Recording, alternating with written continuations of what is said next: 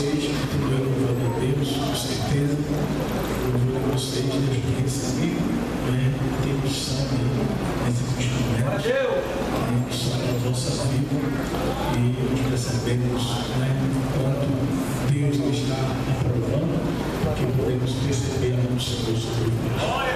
Os abençoe. 5 anos ainda, uma criança, está crescendo, e com certeza o Senhor vai permanecer abençoando.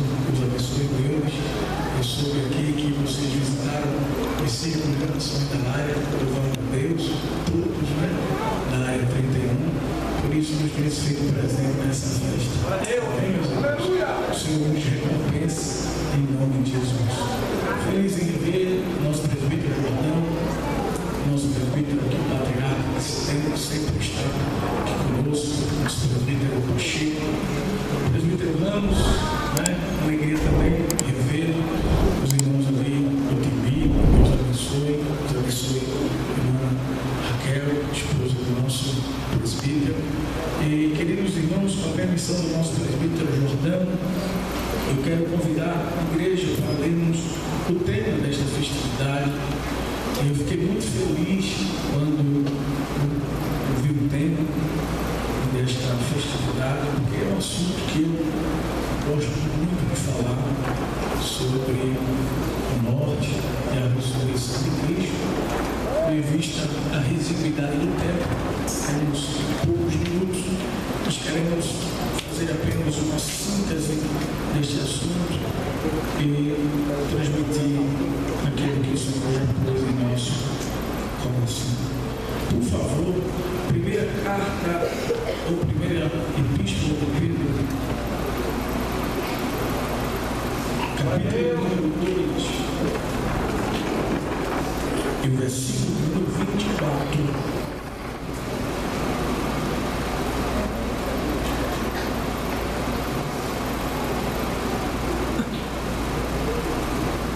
Diz assim a palavra de Deus. Vamos ler o versículo 22 para entendermos o contexto. O qual não cometeu pecado, nem na sua boca se achou engano. O qual, quando injuriava, não injuriava, e quando padecia, não ameaçava, mas entregava-se àquele que julga justamente, levando ele mesmo em seu corpo os nossos pecados sobre o madeiro, para que, mortos para os pecados, pudéssemos viver para a justiça, e pelas suas feridas fostes sanados. Quem diz amém, queridos? O texto em si, ele já é claro. Com certeza não precisamos ser profundos intérpretes da palavra de Deus para entender o que Pedro está aqui falando e de que assunto Pedro está se referindo.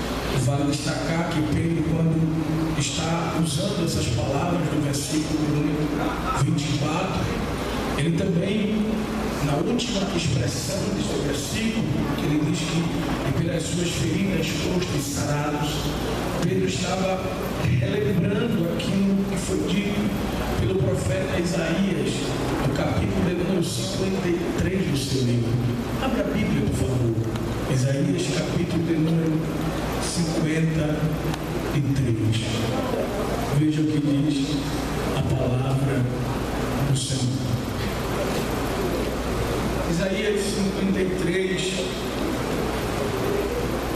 versículo de número 3, versículo 1, que não creu a nossa pregação, e aqui se manifestou o braço do Senhor, porque foi subindo como renovo perante Ele, e como raiz de uma terra seca, não tinha parecer nem formosura, e olhando nós para Ele, nenhuma beleza víamos para que o desejássemos.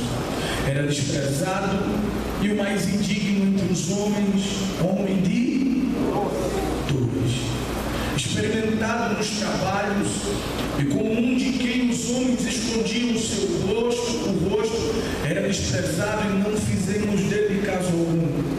Verdadeiramente ele tomou sobre si as nossas enfermidades e as nossas dores levou sobre si, e nós o reputamos por aflito, ferido de Deus e oprimido. Mas ele foi ferido pelas nossas e moído pelas nossas. O castigo que nos traz a paz estava sobre ele, e pelas suas feridas, sofrimento, fomos sarados. É justamente a isso que Pedro está fazendo referência. Interessante que Isaías, ao profetizar sobre o servo sofredor, a pessoa de Cristo, ele apresenta Jesus como um homem de dores. No versículo 3 ele diz: era desprezado e o mais indigno entre os homens, homem de dores. E eu fiquei pensando, irmãos, nessa expressão utilizada por Isaías ao falar de Jesus, e pude remeter-me ao Getsemane, quando Jesus está ali prestes a ser preso para posteriormente ser condenado e ser entregue à morte de cruz. Jesus está em oração, profundamente angustiado, e por causa disso ele chamou os seus discípulos, Pedro, Tiago e João, para que ele entrasse com ele ali no Getsemane, porque ele estava muito angustiado, para que pudessem orar com ele. Diz a palavra de Deus que ele vai mais adiante, e aquele período de oração profundo e intenso, diz a palavra do Senhor que ele faz oração ao Pai. Ele disse: Pai, se possível for, passa de mim este, mas que não seja feita a minha vontade, mas a tua vontade. Jesus tomou o cálice da dor, o cálice do sofrimento por completo.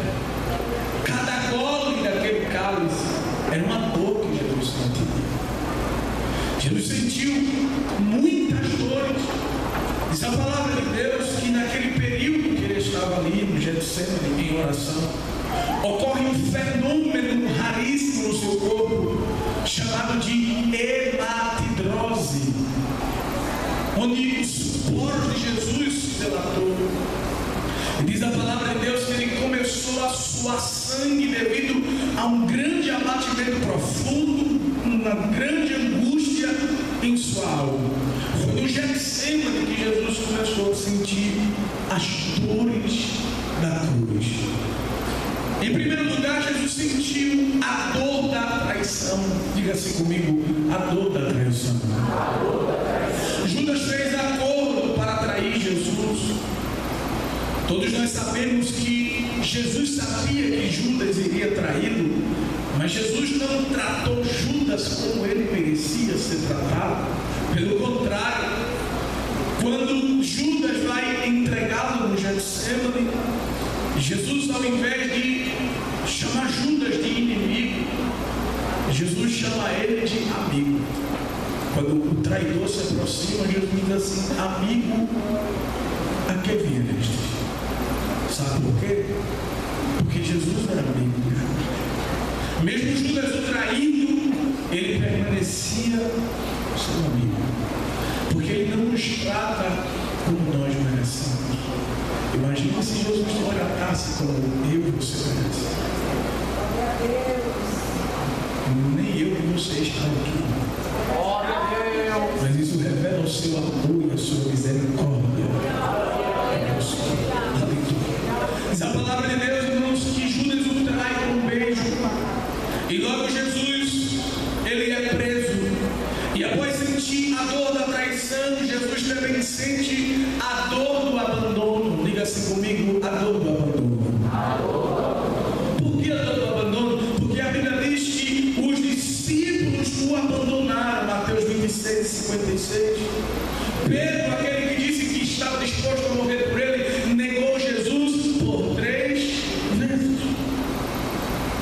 aqueles que juraram e com Jesus até o fim, abandonaram ele.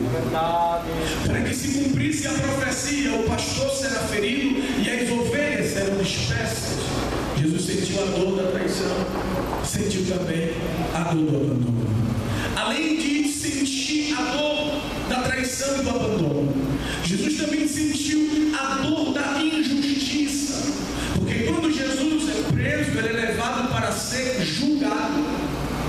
E quem tem condições de julgar o justo juiz? Ele não tem pecado. Ele é santo. Ele disse que ele nunca pecou. E não havia engano na sua boca. Homens pecadores ousaram a julgar o justo juiz, aquele que nunca cometeu injustiça. Jesus passou por 6 julgamentos. Quantos? 6. 3 dos judeus, 3 dos romanos. Jesus sentiu a dor da injustiça. Quando ele é julgado na casa de Anás, da casa de Anás ele vai para a casa de Caifás, da casa de Caifás ele é julgado e condenado pelo Sinédrio. Nesse período de idas e vindas diante dos sacerdotes, eles cuspiram Jesus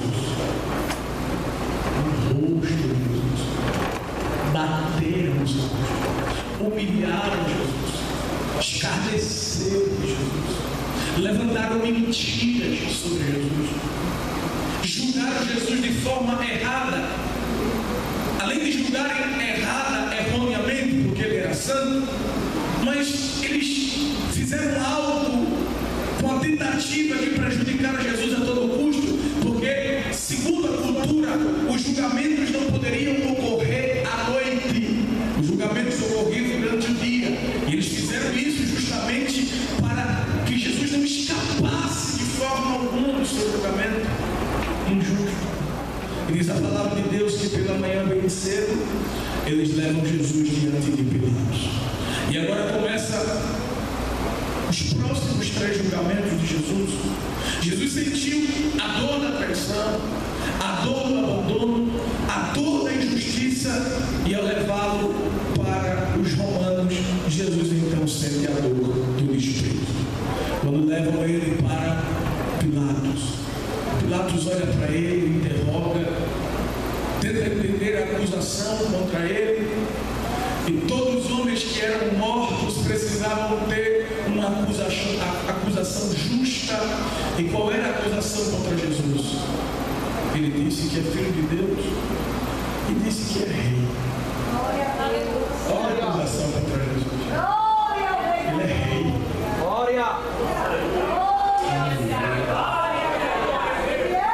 Não tinha como que condenar. Não tinha como achar efeito algum nele. Pilatos percebe que entregaram Jesus por causa de ciúme, inveja.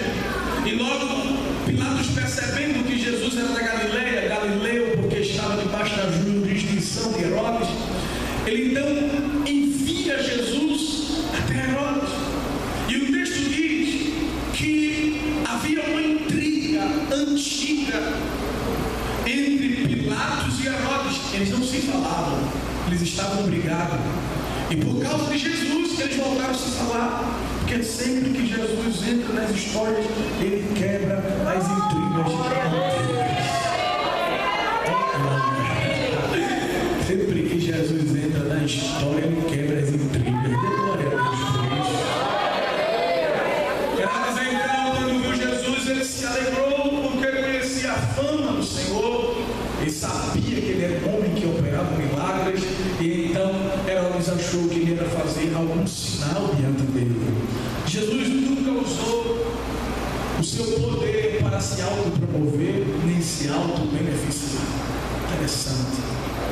Jesus nunca usou o seu poder para se autopromover. Mesmo ele sendo quem ele era, ele nunca fez nada para a sua glória.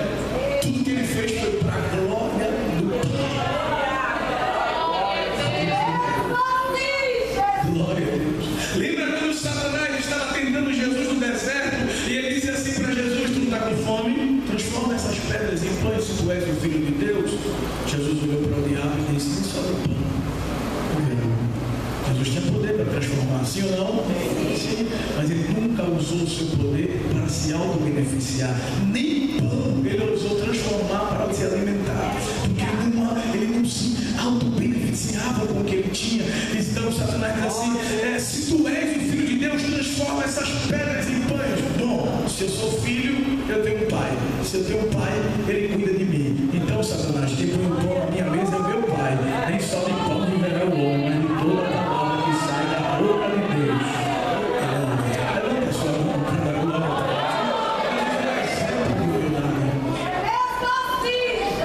Ele não opera sinais de prodígios diante de Herodes ou de Herodes. Então Herodes zumba dele, escarnece dele e entrega para ele uma túnica vermelha e devolve ele para Pilatos. Pilatos então recebe Jesus mais uma vez, e Pilatos olha para Jesus e diz para o povo: eu não vejo nada que condene esse homem à morte.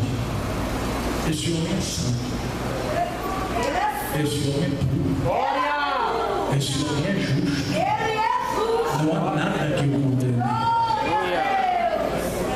A Páscoa estava próxima, um dia semelhante o nosso, bem próximo, né?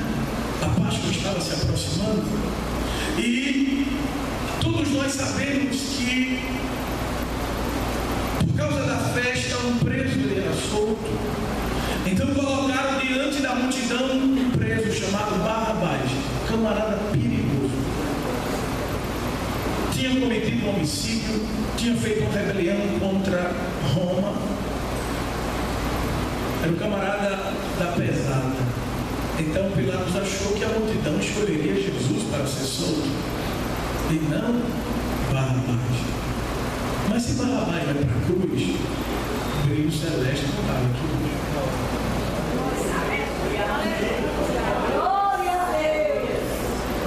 Barrabás não podia ir para a cruz. A morte de cruz de Barrabás era inútil. Jesus disse: Barrabás não vai para a cruz, não. Quem vai sou eu. Eu vou morrer no lugar dele. A cruz do meio era minha e a sua, mas ele decidiu morrer no madeiro por mim. Eu estou resumindo por causa da hora. Jesus então, após sentir essas dores, Jesus é entregue por Pilatos aos flagelos, para ser flagelado, ele é entregue aos carrascos. A história diz que eram dois, um destro e um canhoto. Tinha que ser um que usasse a mão direita e o outro a esquerda. Por quê? Porque o condenado ele ficava preso e eles usavam um instrumento de tortura chamado de azorrague. Era um chicote que tinha de 4 a 12 tiras. Na ponta desse chicote tinha chumbo e osso de carneiro. Um batia de um lado para pegar essa parte nas costas e aqui nessa parte direita, e o outro batia no outro para pegar no meio e também aqui nesse lado. Depois que ele apanhava nas costas, inúmeras vezes ele tinha que virar de frente. A gente costuma ver apenas nas costas, mas não, ele apanhava na frente também. O corpo de Jesus ficou dilacerado. Isaías disse que ele foi moído. Você sabe o que é algo moído? O corpo de Jesus foi moído por causa de mim. A história diz que a maioria dos homens que apanhavam e que levavam pelas chicotadas, eles normalmente morriam na mão do flagelo.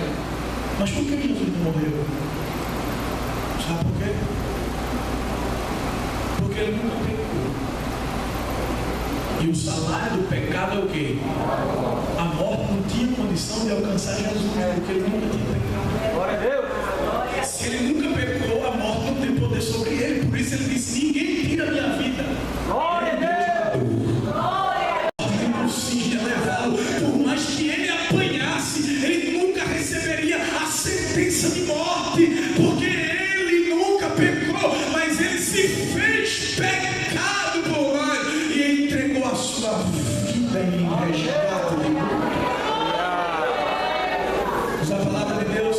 espadas ele apanhava.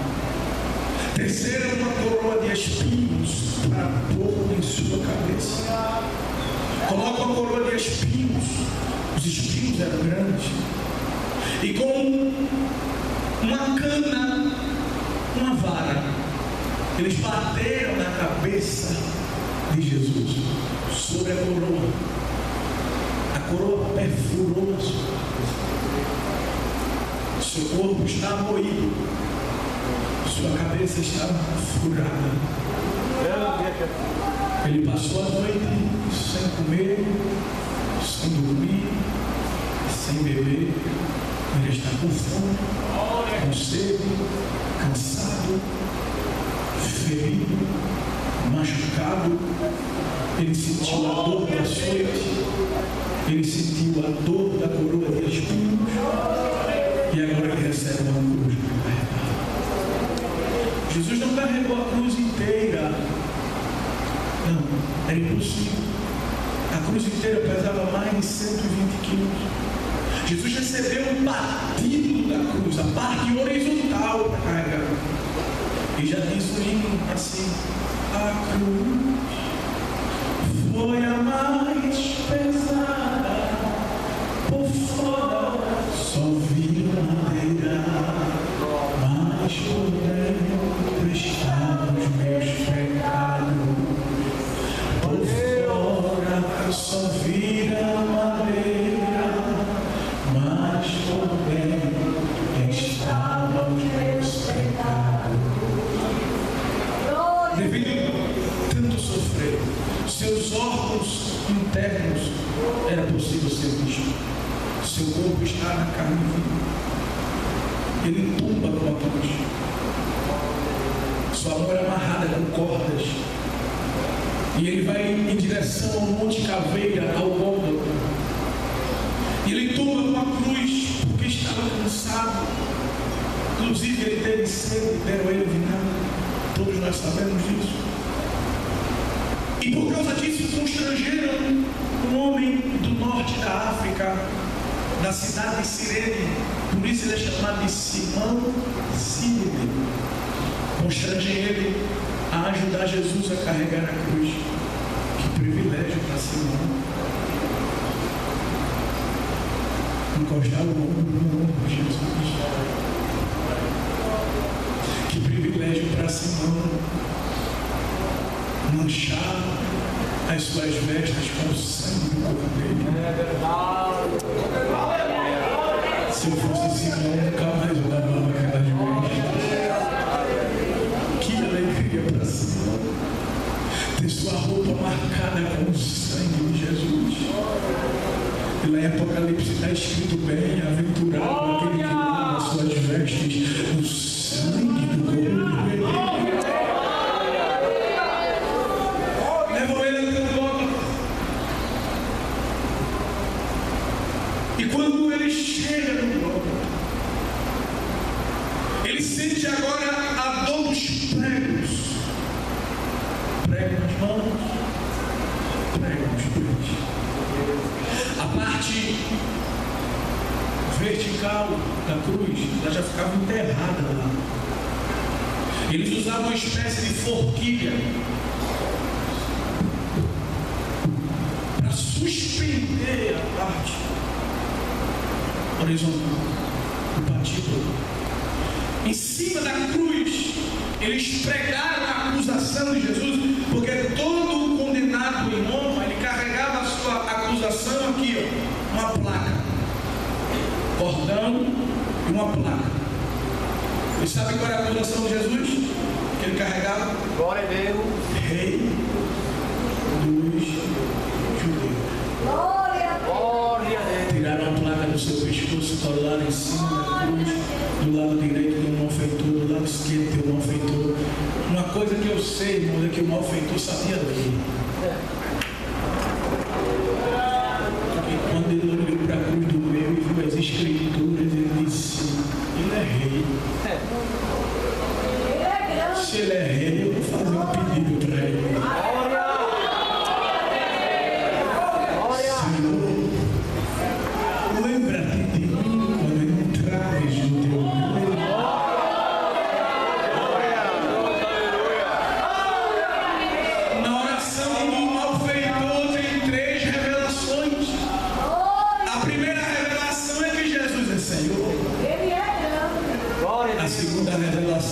esquece de ninguém. Lembra-te de mim. Jesus não faz acepção de pessoas, ele lembra de você. E a terceira verdade na oração do malfeitor é que Jesus é rei.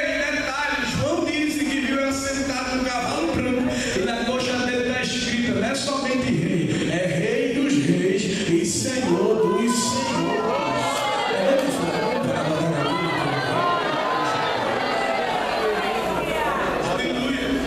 Jesus passou na cruz 6 horas. Jesus foi crucificado de 9 da manhã. Ficou na cruz até 3 da tarde. 10, 11, 12, 13, 14, 15. Jesus disse 7 palavras na cruz. A última palavra que Jesus disse na cruz foi tetelestai. Está pago. Glória! Está consumado. Glória a Deus! A célula que era contrária a mim e você foi rasgada. Foi pendurada na cruz e pagou. Por isso Isaías disse que o castigo que nos traz a paz estava sobre ele, e pelas suas pisaduras, suas feridas, nós fomos sarados. Glória a Os irmãos sabem que, vou fechar aqui os bolsos, os irmãos sabem que a natureza protestou. Deus! Glória a Deus! O céu escureceu, a terra tremeu, os sepulcros se abriram. Glória a Deus! A Bíblia diz que o véu do templo se rasgou de cima para baixo. E o centurião, quando viu a terra tremer, só escurecer, aleluia, o protesto da natureza, o centurião olhou e disse: verdadeiramente, esse homem é o Filho de Deus.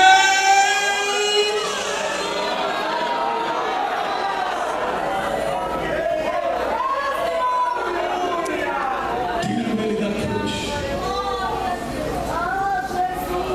A história diz. Glória a Deus!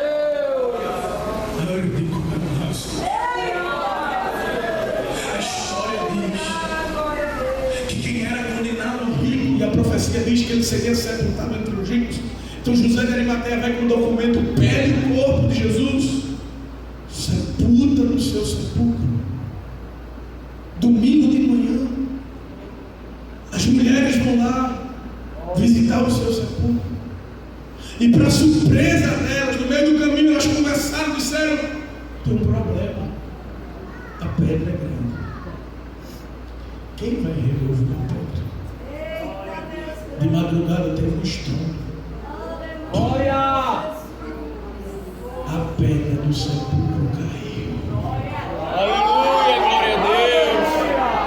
E quando elas chegaram lá para ver, tinha um anjo sentado sobre a pedra. E disse para elas: mulher, quem vocês estão procurando? E elas disseram: procuramos Jesus. Aqui, no sepulcro. Sepulcro é lugar de morto. Ele não está aqui. Glória a Deus! Ele já ressuscitou. Aleluia! Glória a Deus! Bendito Jesus querido! As mulheres vão embora, Maria Madalena fica chorando. E de repente Jesus se aproxima. Mulher, por que tu choras?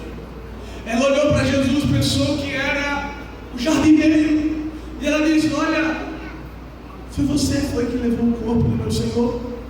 Se foi você que levou, me diga onde você colocou, porque eu vou buscá-lo. De repente Jesus interrompe aquela conversa tão triste e chama o nome de Maria. Maria. Quando ela escuta